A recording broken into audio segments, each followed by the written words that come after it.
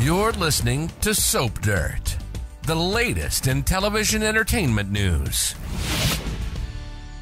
Hey there, Bold and the Beautiful fans. It is Belinda from Soap Dirt, and I have got your weekly B&B prediction edition. As always, all of my predictions are firmly rooted in confirmed spoilers for the CBS soap opera, so I'm just not pulling this stuff out of left field.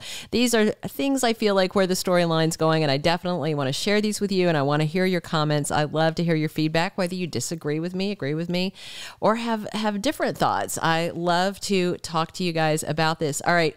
The predictions this week have to do with Eric and his diagnosis, Sheila and Lee, and finally, Stephie and Liam. I'm going to unpack these all for you in just a second, but if you haven't already, please reach down and click subscribe so you don't miss any of our bold updates.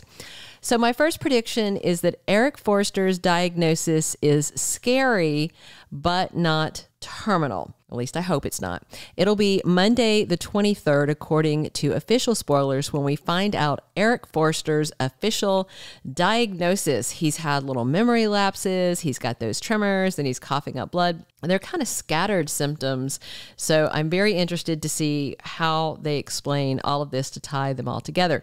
So Dr. Colby is back on Monday, and he finally has the answers that Donna Logan and Eric really want. Donna is terrified her honey bear is about to drop dead, given his coughing up blood and other symptoms. And just a quick glance at what causes coughing up blood. There are some things that aren't so scary, like bronchitis and pneumonia, but Eric's not been sick otherwise, so he doesn't seem to have symptoms of these. Some of the scarier things are congestive heart failure, COPD, tuberculosis, lung cancer, cystic fibrosis, and complications of lupus. I'll speak to this last one first because I have lupus. I'm in remission now and have been for a few years, which is great, but it's an autoimmune disorder. It's terrible. It runs in my family, but it's extremely unlikely that at his age, Eric would crop up with lupus. So I'm going to strike that from the list. It affects men less than women, and it generally doesn't crop up late in life. And as to COPD, you can live for years with it, even though it's terminal, and you can live for a while with congestive heart failure, depending on the extent of your blockage. I've had people in my family with both of these. Lung cancer can be beaten if it's caught early on. But of the others on the list, cystic fibrosis and tuberculosis would be preferable because they're both treatable. TB can be absolutely cured with a run of drugs, and cystic fibrosis can be treated, managed, and the effects minimized. So I feel like what Eric has is something that's very serious, something that's going to sound scary, but I think it's going to be treatable. I hope so, because I don't want John McCook to leave. And again, he does not have a 3-year deal. That's BS. So we just don't know his fate, and maybe he asked to leave the show. I don't know. I hope not. I hope he's sticking around. I hope whatever it is scary and, brings the family together and we get some very emotional scenes, but it's treatable. That's what I hope. We'll know for sure on Monday, the 23rd, exactly what it is. I do think it's going to be quite serious, but hopefully not fatal. So he's diagnosed on the 23rd, and Katie Logan overhears, and she's heartbroken, and she urges him to come clean to the rest of the family. Then on the 25th, official B&B spoilers say Katie pressures Donna to go around Eric and tell the Forresters what's going on, which has me thinking very serious.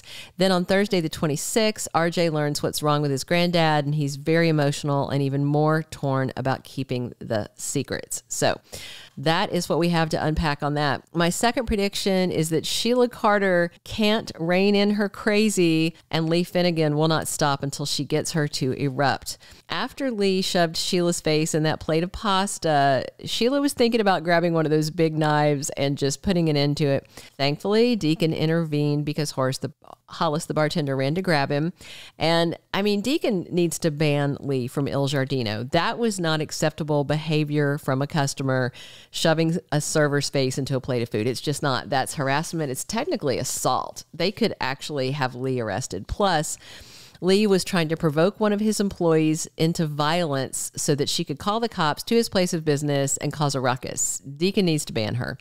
It's clear that Sheila is just one provocation away from homicidal urges, and Lee is willing, it seems, to put her life on the line to get that woman out of her son Finn's life once and for all. I fully expect this is not Lee's last attempt to push Sheila into a lunatic rage of violence.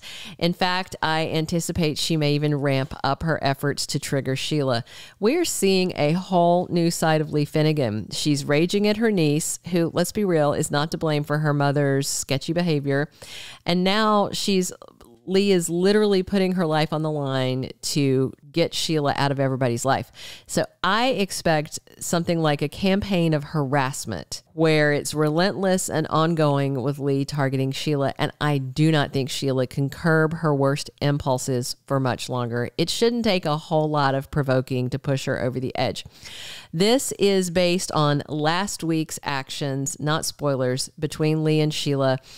There are no spoilers for them the next 2 weeks. This week is the build up to the fashion challenge, and then there's more fashion challenge stuff next week, and there's a whole lot of Eric-centric stuff. So I don't have a spoiler yet of when we'll see more of Lee and Sheila, but when we do, it's going to be ugly. All right, our third prediction is that Steffy Forrester returns to LA to an aggressive campaign from Scumbag Liam to reunite.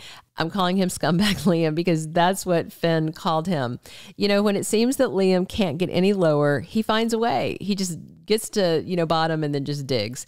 He couldn't wait to tattle to Stephie after Finn called him a scumbag for disrespecting his marriage. And let's be very clear, Liam is totally disrespecting their marriage.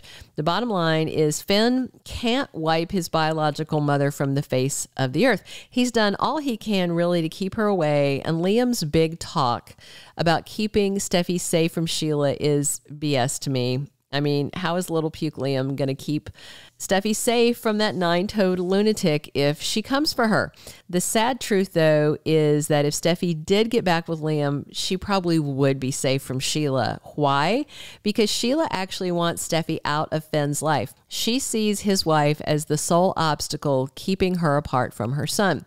However, if it came down to some kind of physical confrontation, I think Sheila would absolutely get the better of Liam. He's a scaredy cat.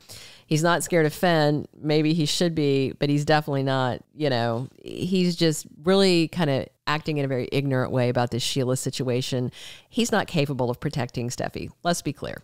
Liam rushed to leave a voicemail for Stephie telling her to come home, not come home to Finn, come home to me, is what he said. And it's just not a good look that Finn didn't tell Stephie that Sheila is seeing Deacon. Then again, neither did Hope or Ridge or Brooke or anyone else who knows and talks to Stephie and communicates with her. I mean, the news has been known not very long in B&B time, and Finn has been trying to reach Stephie. He tried to call her. He couldn't reach her, and I assume he wanted to get her on the phone to talk and to tell her this, person to person.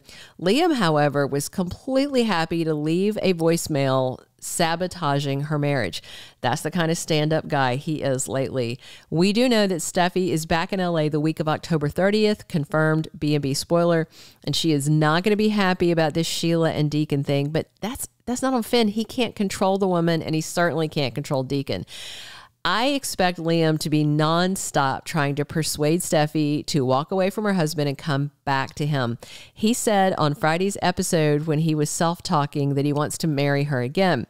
What's interesting also is Thomas knows that Liam wants to reunite with his sister, and he didn't tell Hope that. He could have to pull Hope closer to him, but he didn't. I think that Thomas doesn't want Hope hurting any more than she already is. And I thought it was also very interesting that Liam flipped from raging at Thomas to be so focused on Stephie that he's basically opening up and chatting with Thomas like they're bowling buddies. Liam is all over the place, and I just don't like the way they're writing him right now. I like the actor Scott Clifton a whole lot, and I've liked Liam in the past a lot. I don't like him right now. All right, those are all three of my predictions for what's coming up.